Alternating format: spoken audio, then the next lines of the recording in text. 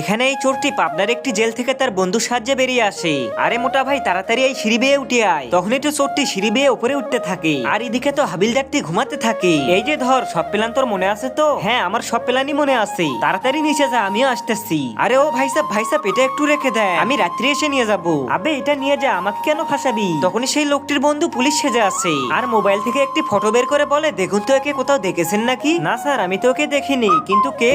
আরে তুমি জানো না নাকি এই পাবনার ব্যাংক থেকে 20 লক্ষ টাকার সোনা নিয়ে পালিয়েছে? কি? তাহলে তো এ বড় চোর দেখতেছি। শোনো, ওকে যদি কোথাও দেখতে পাও তাহলে ডাইরেক্ট পুলিশকে ফোন করে জানাবে। ঠিক আছে স্যার, জানিয়ে দেবো। তখনই তো সেই চোরটি এসে পড়ে। ভাই সাহেব, হ্যাঁ তুই এসেছিস? ভাই সাহেব, আমার ওই বাক্সটি দিয়ে দি। হ্যাঁ হ্যাঁ, দেবো, কিন্তু আমাকেও অর্ধেক ভাগ দিতে হবে। ভাগ? আমার কাছে তো কোনো টাকাই নেই ভাই। তাহলে তোমায় কি দেবো? একটা কাজ করো, তোমার কাছে আমি 20 লক্ষ টাকার সোনা দিয়েছি, তুমি আমাকে নগদ 50,000 টাকা দিয়ে দাও। আমি ওটা নিয়ে পুলিশের আড়াল থেকে পালিয়ে যাবো। কি 20 লাখ টাকার সোনা মাত্র 50,000 টাকা চাইতেছে? তাহলে তো দেওয়াই যায়। এরপর তাকে 50,000 টাকা দিতেই তো তার বন্ধু পুলিশ এসে সেখানে চলে আসে। আরে বাপরে, পুলিশ এসেছে। তুই কি ভেবেছিস পুলিশের হাত থেকে বেঁচে যাবি? আর ভাই সাহেব, তোমার কি ভাগ লাগবে? না না স্যার, আমার ভাগ লাগবে না। আমি আড়াল থেকে সব কথা শুনে নিয়েছি। এখন চল তুই থানায়। তুইও চল। স্যার, ও চুরি করেছে, ওকে ধরে নিয়ে যা। আর আমার সঙ্গে কিছু লেনদেন করে আমাকে ছেড়ে দিন। কি তুই কি আমাকে ঘুষখোর পুলিশ মনে করেছিস? না না স্যার, কিন্তু হ্যাঁ আমি ঘুষই খাই। চল দে 50,000। এই নিন স্যার। তুই তো বেঁচে গেলি, এখন তোর কি হবে মোটু?